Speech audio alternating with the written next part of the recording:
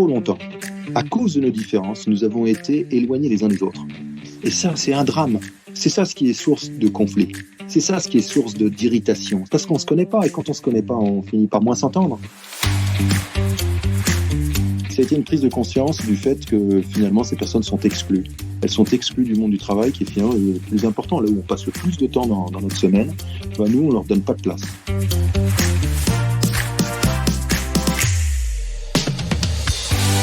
Bonjour à tous, c'est Cédric Ingrand, bienvenue dans Question de confiance, le podcast de tous les engagements d'AXA France.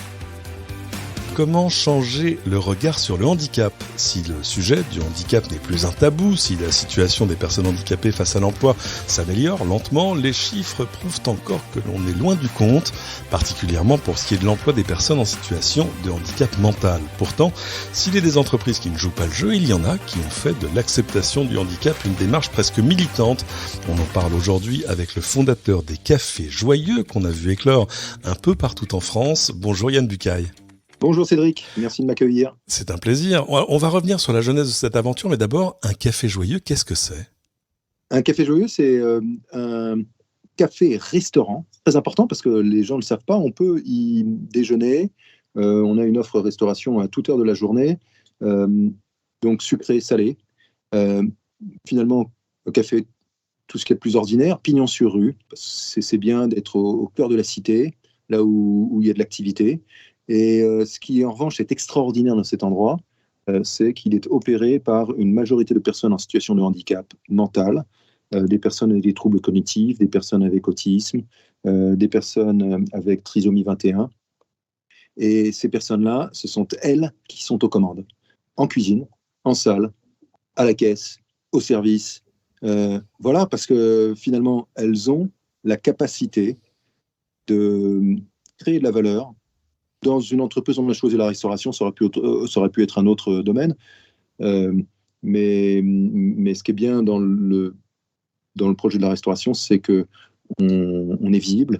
Oui, il y a le contact direct avec le public, quoi. Exactement. Alors c'est intéressant parce que c'est pas votre première entreprise ni votre premier emploi. Pour vous, vous venez d'un tout autre horizon. En clair, votre carrière, vous l'avez pas du tout faite dans la limonade. J'ai une carrière qui est plutôt dans le service aux industries au départ. J'ai effectivement assez loin et du handicap et de la restauration. En revanche, j'ai démarré assez tardivement, mais par un projet dans ce qu'on appelle le secteur de l'hospitalité, un projet passionnant. C'est la construction d'un hôtel haut de gamme, puisque c'est un hôtel, un boutique hôtel 5 étoiles, avec un restaurant gastronomique en Bretagne Nord, à Dinard, sur la côte d'Émeraude. Et ce petit hôtel de 24 chambres, en fait, m'a donné le goût de la restauration. Et puis, le restaurant qu'on a monté dans cet hôtel, qui s'appelle le Pourquoi Pas, est devenu étoilé au guide Michelin. Ça m'a appris, voilà, mais assez tardivement malgré tout, puisque ça a ouvert en 2015. Donc c'est assez récent. Oui, assez récent. Alors, vous avez donc une première expérience en restauration, mais pour autant, c'est pas ça qui vous mène directement au Café Joyeux. Comment est-ce que l'idée de ces Cafés Joyeux est née ?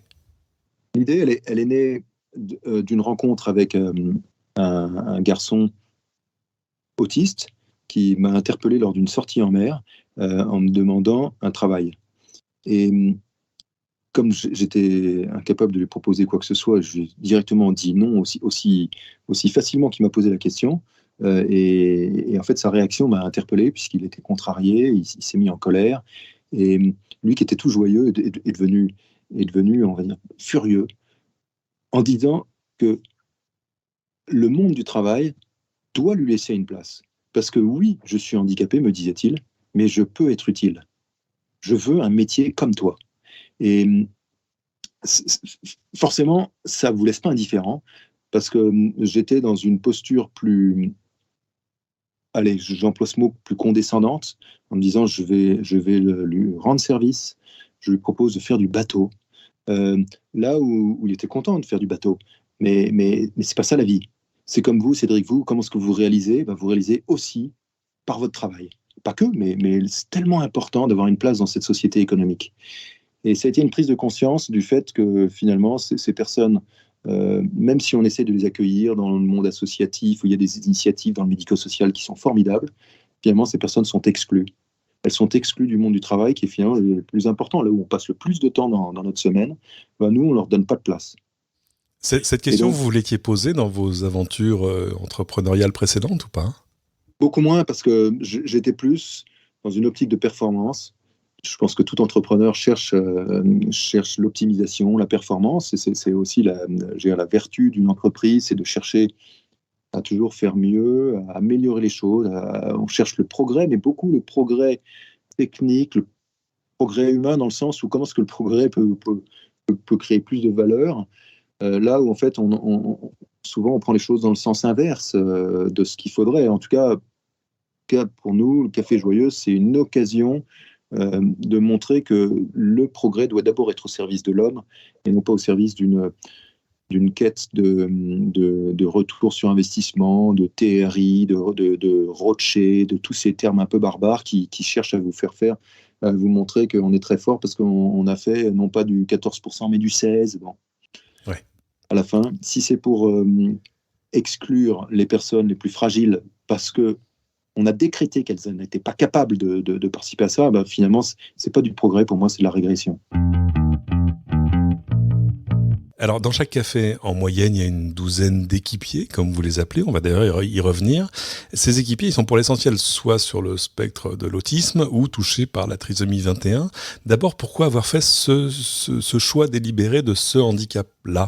Parce que c'est les personnes les plus difficiles à employer, entre guillemets? D'abord, parce que c'est une population que j'ai appris à connaître sur ce bateau quand on organisait ces sorties en mer avec mon épouse. Et d'ailleurs, le bateau continue de naviguer. On a fêté ses 10 ans l'an dernier. Un bateau qui a embarqué 11 000 personnes à ce jour. On appelle des marins d'un jour. Et sur ce bateau, même si on y emmène beaucoup de public en souffrance, ça peut être des personnes malades, des gens hospitalisés, ça peut être des gens de la rue, on embarque des réfugiés, on fait des sorties en mer avec des prisonniers qui viennent avec leurs surveillants. Mais la majeure partie des gens qu'on a embarqués sont des instituts médico-éducatifs, donc ce qu'on appelle des IME, qui accompagnent beaucoup de personnes avec ce type de différences, troubles autistiques, troubles cognitifs, trisomie 21. Et donc, j'ai appris à connaître ces gens-là sur ce bateau. Et peut-être que j'ai été touché personnellement, même certainement, avec Lidvine, avec tous les bénévoles, par des personnes en fait exceptionnelles, qui a quelque chose à nous apporter en plus. Et puis, je me suis rendu compte qu'elles étaient capables. On a embauché notre premier équipier Joyeux avec trisomie 21 dans cet hôtel dont je vous parlais tout à l'heure. Il s'appelle Vianney-Marie. Et aujourd'hui, 8 ans après, il y travaille toujours. Il est passé par tous les rôles. Maintenant, vous pouvez, si vous allez à l'hôtel Castelbrac, vous verrez, il est derrière le bar et il vous prépare, il concocte des petits cocktails délicieux. Et en fait, quelque part, on s'est rendu compte qu'ils apportaient une forme de saveur en plus à leurs produits, à leur métier, dans le cadre du service. Voilà, je ne dis pas que ce sont les seuls, mais c'est vrai qu'on a ciblé plutôt ce type de public. Alors, on ne gère pas ce genre d'établissement comme on gérerait n'importe quel salon de thé. J'imagine qu'avec cette topologie d'équipiers, ça a quand même un impact même sur l'organisation du travail? Bien sûr. Ces personnes-là, ce qu'on appelle nos équipiers joyeux, sont impressionnants parce qu'ils s'adaptent au monde de l'entreprise, et c'est le but, et ils progressent énormément grâce à cette nouvelle situation qu'ils vivent. En revanche, nous devons, en tant que responsables, en tant que dirigeants, en tant qu'opérateurs économiques, nous adapter aussi à eux. Donc évidemment qu'on ne leur propose pas des contrats de 35 heures, évidemment qu'on essaye d'avoir des aménagements en fonction de leur capacité. On a des contrats de 15 heures, de 20 heures. On n'est pas les restaurants du soir. Et évidemment qu'on essaye de fermer à des heures décentes pour qu'ils puissent rentrer chez eux. On a des journées de repos, contrairement à beaucoup de restaurants qui travaillent en coupure avec une journée de temps en temps. Là, oui, avec un service du midi et un service du soir. Un service du soir. On commence à 10h, on finit à minuit. Oui. Ouais, compliqué, c'est dur. De toute façon, travailler dans un resto, c'est tellement dur, c'est dur. Je les admire. Du coup, on essaie aussi d'adapter les choses. On a aussi adapté notre matériel. On a des skippers qui sont les managers de restaurants, qui sont des personnes, des professionnels de la restauration, mais qui sont formés et accompagnés pour pouvoir effectivement réagir face à nos équipiers joyeux qui parfois peuvent avoir des réactions surprenantes pour nous qui sont neurotypiques. Voilà, donc c'est une somme de choses. Chacun fait un pas l'un vers l'autre. Alors, ces employés, on le disait, vous les appelez des équipiers qui servent, ouvrez les guillemets, des convives. Pourquoi pas les appeler des serveurs et des clients comme tout le monde ? Parce que notre raison d'être, je vais vous dire, Cédric, j'ai une chance inouïe avec Lidvin quand on a lancé ça, c'est qu'on avait écrit notre mission avant même de savoir ce qu'on allait faire. Là où beaucoup d'entreprises se cherchent une raison d'être aujourd'hui, et c'est ce qu'on les payer les consultants des fortunes pour savoir pourquoi ils se lèvent le matin, nous, on a choisi le café-restaurant, mais après avoir défini notre mission. Notre mission, c'est l'inclusion de la fragilité dans le monde par le travail et par la rencontre. Parce qu'en fait, on est convaincu d'une chose, c'est que pendant trop longtemps, à cause de nos différences, nous avons été éloignés les uns des autres. Et ça, c'est un drame. C'est ça ce qui est source de conflit. C'est ça ce qui est source d'irritation. C'est ça ce qui est source... Parce qu'on ne se connaît pas. Et quand on ne se connaît pas, on finit par, je ne sais pas, par moins s'entendre. Là où, si on arrive à se connaître, c'est le début de la paix dans le monde. Et pour se connaître, quoi de mieux que de se rencontrer ? Et quoi de mieux pour se rencontrer qu'un petit café ? Et quoi de mieux qu'un petit café, pignon sur rue, où les gens peuvent rentrer et sortir sans prendre rendez-vous. Et donc, un convive, c'est ça, c'est quelqu'un avec qui on vit. C'est le principe du convive. C'est pas un client qui vient et puis tiens, tu me payes et puis salut. Il y a quelque chose qui va au-delà d'une relation transactionnelle. Et donc, je trouve que le mot convive, c'est pour moi qui l'ai inventé, hein, il est tellement beau. Vivre avec. Je me posais une question. Évidemment, les cafés joyeux maintenant sont une sorte de phénomène connu et reconnu. Pourtant, j'imagine que ça doit arriver tous les jours, que des gens poussent la porte d'un de vos établissements sans connaître sa principale particularité, en se disant, tiens, il y a un café, je vais aller prendre un café. J'imagine qu'ils doivent être un peu surpris au début. Oui, surtout sur le café joyeux des Champs-Élysées, parce qu'effectivement, les gens sont là. Ouais, le monde entier remonte les Champs-Élysées. Oui. Les Champs-Élysées, c'est à la fois un cadeau, ce café, et en même temps, c'est pas un fardeau, mais c'est un défi colossal tous les jours. Les Champs-Élysées, c'est 100 millions de visiteurs par an. Wow. Vous croyez que les gens qui vont sur les Champs-Élysées se disent « Tiens, je vais aller au Café Joyeux, il paraît que c'est un concept formidable avec un projet inclusif, exceptionnel. » Non, les gens, ils rentrent parce qu'ils ont soif, parce qu'ils ont faim. Souvent, ils rentrent parce qu'ils ont envie d'aller aux toilettes, juste pour ça. Donc, effectivement, il y en a qui peuvent être surpris. Comment on fait ? On y va. On fait. Alors, on explique. Là, j'y étais tout à l'heure. Il y a justement un convive qui demandait à une équipière, c'est Julia, lui demandait une indication pour... Et en fait, Julia, elle était très concentrée. Elle était en train de nettoyer avec son produit et son chiffon une desserte. Et en fait, elle avait une mission. C'était plus important que tout le reste. Et donc, elle a été contrariée, elle est dérangée par ce convive qui lui demandait quelque chose. Et elle lui a répondu avec mauvaise humeur.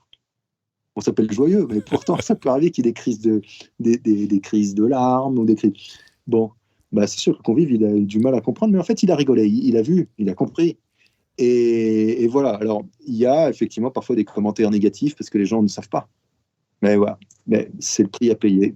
C'est intéressant parce que tous ces choix que vous avez faits, les cafés joyeux ne sont pas des cafés comme les autres, mais ça impacte aussi, comme on dirait dans la presse économique, la structure même de l'entreprise. L'entreprise n'est pas une entreprise comme les autres. Non, c'est une entreprise, je pense, assez novatrice dans son modèle juridique. Et on revendique ça aussi. Vous disiez que c'était un projet militant. Quelque part, on milite aussi pour une forme d'économie à impact. On a reçu le prix de l'entrepreneuriat social de l'année 2022 par le BCG et ils nous ont décerné ce prix en disant que nous étions une licorne à impact. Alors, on n'est pas encore une licorne, n'empêche, à impact, ça je prends. Oui, je prends parce que notre volonté, c'est de produire de l'impact social, de l'impact positif. Alors évidemment, c'est sûr qu'on ne fait pas envie à toutes ces boîtes qui cherchent à faire que du rendement, et c'est pas facile. N'empêche, ce qu'on est en train de créer, cet impact avec les coûts évités, avec le progrès humain qu'on essaye de mesurer, ça, c'est ce qu'on a en ligne de mire. Tous les collaborateurs de l'entreprise, 250 personnes, c'est leur but. Après, on est aussi un modèle juridique différent, puisqu'on est une entreprise ordinaire, une société, une SAS, société par action simplifiée, comme la plupart des boîtes en France, sauf qu'elle est détenue par un fonds de dotation, une entreprise, enfin une structure sans but lucratif. Donc, quelque part, on invente une forme de capitalisme désintéressé, d'intérêt général. Et ça, je pense que c'est très novateur. En tout cas, il n'existe pas beaucoup de projets comme ça. Et oui, c'est bien d'en parler. Je vous remercie de poser la question parce que peut-être que ça peut donner des idées à d'autres. On va voir comment ça pourrait se décliner. Bon, si le but des cafés joyeux, c'est pas juste d'employer ces personnes ou de faire du profit, alors le but ultime, c'est quoi? C'est juste de faire plus de cafés joyeux? Non, c'est... de toute façon, là, il y a tellement à faire. C'est donner envie, on le disait. C'est peut-être montrer que c'est possible. C'est de changer le regard. Voilà, au début, on lançait ça en rigolant, en disant on est un Starbucks à la française, parce que tout est à la française, parce que tout est cuisiné sur place, tout est fait maison, et en plus de ça, à la française, parce que c'est totalement solidaire. On ne sera jamais Starbucks. En même temps, moi, je suis content de voir qu'on joue le rôle de passerelle. On a ouvert, il y a 2 ans, notre centre de formation d'apprentis joyeux, où on délivre des diplômes reconnus par l'État. C'est des titres professionnels certifiés qui permettent à nos équipiers après d'aller travailler ailleurs. Ça, c'est formidable aussi. Donc le but, il est peut-être qu'un jour, on dise, mais il n'y a plus besoin des cafés joyeux. Alors évidemment, vous êtes quand même un cas très particulier avec une telle part de personnel en situation de handicap. C'est comme si vous essayiez de rééquilibrer un peu des statistiques qui, elles, sont très déséquilibrées. En fait, la règle de 3, elle est simple à faire. En France, la loi oblige les entreprises à employer 6% de personnes handicapées. Or, et là, je cite des chiffres de 2021, sur les plus de 600 000 personnes handicapées qui travaillent en France, elles représentent que 3,5% des employés et des heures travaillées dans le pays. On est donc encore loin du compte. Pour ce que vous en savez, il y en a beaucoup qui restent encore vraiment écartés de l'emploi? Oui, alors heureusement, il y a une chose extraordinaire en France, c'est qui s'appelle le médico-social. Il y a beaucoup d'ESAT, beaucoup d'instituts de foyers qui accueillent les personnes handicapées, qui leur proposent un travail. Maintenant, l'entreprise ordinaire aujourd'hui ne fait pas encore le job. Mais on s'aperçoit d'ailleurs que les plus grandes entreprises arrivent à en faire plus que les plus petites. C'est peut-être plus facile pour elles. C'est plus facile pour une plus grande entreprise. Il faut mobiliser beaucoup d'énergie. Plus facile pour elles ont plus de moyens. Et je ne peux pas les juger. Comment vous demandez à une boîte comme Air France d'aller remplir un quota de 6% alors qu'ils ont des personnels navigants qui elles, représentent quasiment la plupart de leurs équipes. Elles doivent prendre des personnes sans handicap. Donc, c'est pour les questions de législation de sécurité. Donc, c'est pas simple, quoi. C'est pas simple. Nous, on a construit le modèle autour de ça. Donc, c'est quand même plus facile. Je ne veux pas être donneur de leçons là-dessus. Bien sûr, mais c'est vrai que dans ce contexte, vous avez quand même une sorte de valeur d'exemple. Est-ce que votre modèle pourrait s'appliquer à d'autres sortes d'activités? Non, sûrement. Dans l'industrie, dans l'artisanat, dans les tâches répétitives, dans le numérique, il y a beaucoup de personnes avec autisme qui, en plus, montrent qu'elles sont parfois même plus compétentes que d'autres. Bien sûr, bien sûr.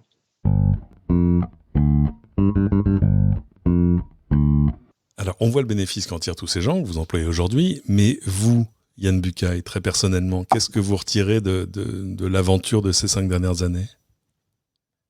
C'est d'abord c'est une immense joie. Je pense que tout le monde gagne en joie, ceux qui s'approchent, mais c'est aussi un projet difficile, très éprouvant, parce que c'est une responsabilité énorme. C'est beaucoup d'équipiers comptent sur nous, et donc c'est du coup, je le vois, la générosité qu'il peut y avoir autour de nous. C'est le cas, par exemple, d'AXA qui nous a mis en lien, qui nous propose un emplacement pour pouvoir faire un café joyeux. Il y a beaucoup de gens qui s'engagent autour du projet. Donc, ce que je vois, c'est qu'en fait, quand on amorce une pompe, il y a un engouement et un engagement, pour reprendre le terme de votre émission. Il y a un engagement très, très fort parce que les gens ont envie de faire le bien. Alors justement, vous mentionniez AXA, ce qui me donne pour le coup une transition idéale pour dire deux mots, des actions d'une entreprise de la taille d'AXA France sur le sujet du handicap au travail. Bon, d'abord, il y a une actualité, mais ça, vous êtes très très au courant. Il y a l'ouverture d'un nouveau café joyeux, mais qui lui sera à l'intérieur du siège même de l'entreprise à Nanterre. Un café que vous allez opérer avec Sodexo.